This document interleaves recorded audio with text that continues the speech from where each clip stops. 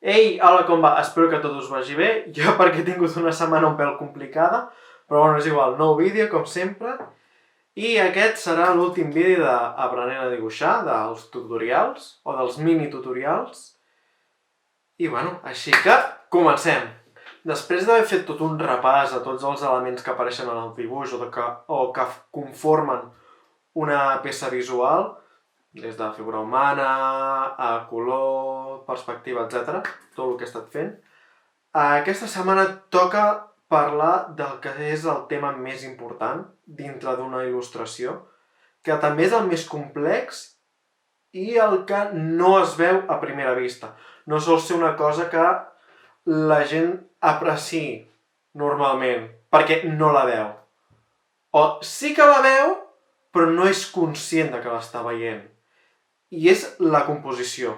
I ara molts, o els que estigueu veient el vídeo, estareu pensant, però què és exactament la composició? Doncs la Viquipèdia té una definició, que és, la llegiré directament, perquè és una mica llargueta. Una composició visual és el resultat d'ordenar els elements visuals bàsics de l'obra d'art per expressar idees i sentiments. La selecció i la col·locació dels elements en un treball visual contribueix en una resposta de l'espectador. L'obra d'art pot ésser un plaer per la vista si els elements que la configuren estan disposats de manera equilibrada. D'una forma més simple i més ràpida d'entendre, la composició és allò que fem servir les persones que dibuixem o que creem qualsevol cosa visual per tal de crear peces visualment atractives. I no només això, sinó que també es pot fer servir per fer guiar l'ull de l'espectador a punts que ens interessa de la pròpia il·lustració, a punts d'interès que nosaltres creem expressament. Normalment, com ja he dit abans, amb la il·lustració, la composició serveix per guiar l'ull, però no només això. Per exemple, en el quadre de Goya, el 3 de maig de Madrid, és molt interessant la composició que té. Bàsicament perquè una de les coses més importants d'aquest quadre és l'angoixa que dona a l'espectador. Perquè tenim una part superior del cel que ocupa pràcticament la meitat del quadre que que crea una atmosfera d'angoixa, de repressió i de pes sobre la resta del quadre, sobre els elements que hi ha a la resta del quadre. Normalment en il·lustració, com ja he dit abans, es fa servir la composició per guiar l'ull a punts interessants. Però no té per què només ser això. També pot expressar altres coses, pot expressar sentiments. Per exemple, en aquest quadre Francisco de Goya, el 3 de maig de Madrid, és un quadre molt interessant i molt important si es vol parlar de composició, perquè la fa servir de forma molt intel·ligent per crear una atmosfera d'angoixa, de duresa, de representar el que realment és un fusilament. I bàsicament fa servir el cel com un element de composició. Fa servir, pràcticament la meitat del quadre és de color negre, creant un pes sobre la resta dels elements, el que fa que l'espectador rebi aquesta sensació d'angoixa i d'opressió. I no només això, també tenim la part de guiar l'ull. Si ens fixem en la imatge, el cel literalment ens guia justament cap on estan els soldats que estan apuntant a les persones que estan afusilant. O sigui, literalment el quadre guia l'ull de l'espectador des del cel, passant pels soldats i dels soldats els protagonistes d'aquest quadre, que són les persones que estan sent fusilades. Llavors, és molt important la composició perquè no tan sols ens guia, no només ens genera contextos, sinó que també ens explica històries. Un altre quadre que també em sembla molt interessant per parlar de composició és la nena de l'esclavellina. És la nena de la clavellina de Santiago Rusiñol. Aquest quadre està tot construït a través d'una diagonal, que és la que estareu veient. Que bàsicament és la que conforma, és la base on s'aguanta tot el quadre. A partir d'aquí es construeix tot. Tant la perspectiva com tota la resta d'elements.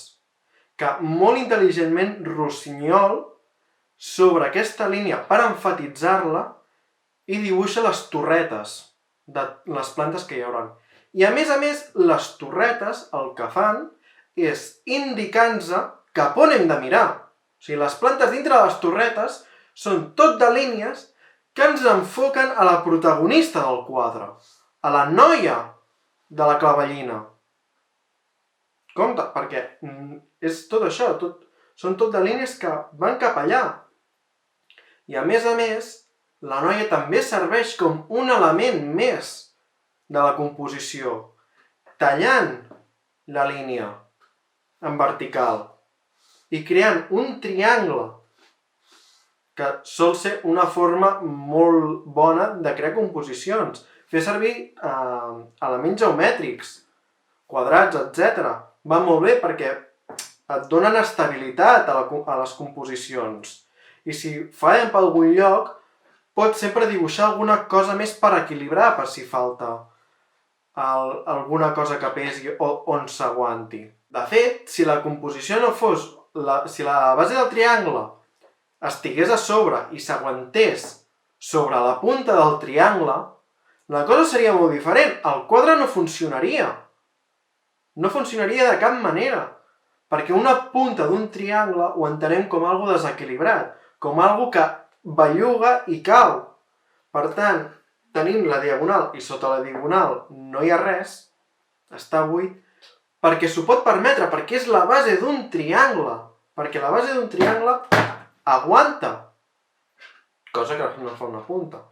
I és certament molt intel·ligent fer servir això, perquè hi ha altres coses que no serveixen, altres formes de construir imatges que no servirien. Per últim, voldria parlar d'un quadre de Feliu Elias que es diu La Galeria. El que m'ha sorprès més d'aquest quadre és que fa servir la regla dels 3 terços. Que per si no ho sabeu, la regla dels 3 terços és una regla que consisteix en dividir les imatges, o sigui, tallar-les en 3 trossos verticalment i 3 trossos horitzontalment. Llavors, allà on es creuen les línies, es creen uns punts d'interès, que són 4. Llavors, aquests punts d'interès són els que normalment les persones ens hi fixem més. No sé per què les persones ens fixem justament en aquestes zones, que són tan, diguem, importants. No sé, suposo que és per la forma que mirem o... No ho sé, no en tinc ni idea. Però visualment les imatges que estan pensades fent servir això són més atractives que les que no ho tenen. Llavors, és una regla bastant bàsica, però molt útil a l'hora de compondre coses. A partir d'això, a partir d'aquests 4 punts, es van creant coses.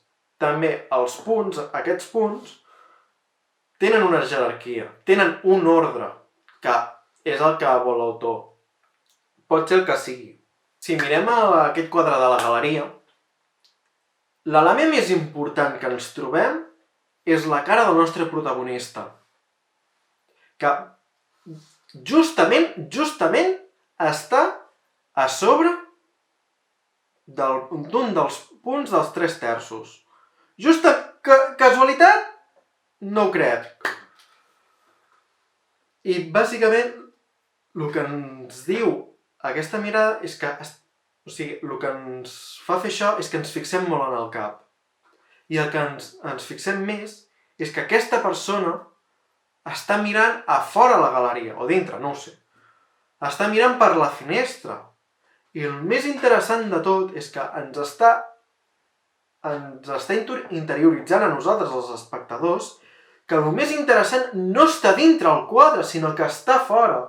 El que ens dona intriga és allò que està mirant la persona. I un cop mirem el que està mirant, o ens imaginem el que està mirant, o ens inventem el que està mirant, mirem la resta del quadre, ens dona, diguem, una sensació d'imaginació, o almenys això és el que crec jo. A partir d'aquí, tant la persona com el que serien els vidres ens fan d'element vertical en tot el que seria el quadre, com una sola peça. I llavors, evidentment, baixem la mirada. I què ens trobem? Una taula. Aquesta taula talla la composició. I bàsicament el que ens fa és ens guia cap al que seria el segon punt més important, que és on hi ha la cadira o on hi ha elements disposats sobre la taula, que bàsicament seria un contrapès visual a tot el que seria el volum del protagonista i els vidres. També deixant una mica d'espai perquè la cosa respiri, perquè els elements respirin. I d'aquí el que ens fixem, el que ens guia la vista, és que tornem a mirar cap amunt, degut a que hi ha una ampolla de cava, que bàsicament serveix com a element vertical per guiar-nos. I just a sota aquest tercer punt, o sigui, a sobre aquest tercer punt, ens hi trobem un plat que fa de contrapès de tota aquesta composició en forma de L inversa. Sí, si no fa la composició com una L invertida. Llavors fa com a contrapunt perquè no estigui tot buit. Llavors aquí tindríem que en aquesta composició els elements estarien ordenats d'aquesta manera. O sigui, bàsicament el genoll, més o menys allà als genolls, a les cames, hi hauria el quart punt més interessant. Hi hauria el quart punt, bàsicament. Llavors, com que no és l'important, es passa i queda tallat per la taula, creant un joc de guiar la vista molt guai. Un apunt. Normalment les persones ens fixem allà on apunta la vista. És a dir, que si dibuixem algú que està mirant fora del quadre, o sigui, si dibuixem en un quadre o en un full una persona mirant fora del quadre, el primer que farem serà mirar cap allà, abans de la persona. O sigui, veiem que algú està mirant cap a un lloc, pum, mirem cap allà. És igual, o sigui, això sempre passa a qualsevol a la vida. Si vosaltres esteu al metro, per dir un lloc, i algú de cop gira el cap, vosaltres no mirareu a la persona. El primer que fareu serà mirar cap on mira la persona. Per això, quan he dit que el més interessant és el que està fora del quadre, és per això. I també és una forma de crear composició. O de guiar la vista. Com a petit apunt. Un petit detall que m'he deixat de comentar. Aquest vídeo, bàsicament, per fer aquest vídeo he utilitzat 2 vídeos més de referència, que bàsicament són de la Ter, bàsicament és un vídeo per parlar de composició, el tindreu a sota, i després un altre de l'Antonio García Villarán, també un altre youtuber que parla d'art, i també parla de diverses formes de composició. Són vídeos molt més complets que aquest, més que criticar o parlar una mica així d'il·lustració, però sí que són més o menys d'anàlisis i també estan guais. Llavors, us els deixo sota la descripció. Ja sabeu, si em voleu donar més suport, em podeu seguir tant a Instagram, Twitter o TikTok, que hi vaig penjant coses. I si us ha agradat el vídeo, li podeu donar like, podeu compartir a aquelles persones que els hi pugui interessar, comenteu per si teniu algun dubte i sobretot subscriviu-vos, que ja som 50 personetes i la cosa està guai. Vinga, ens veiem!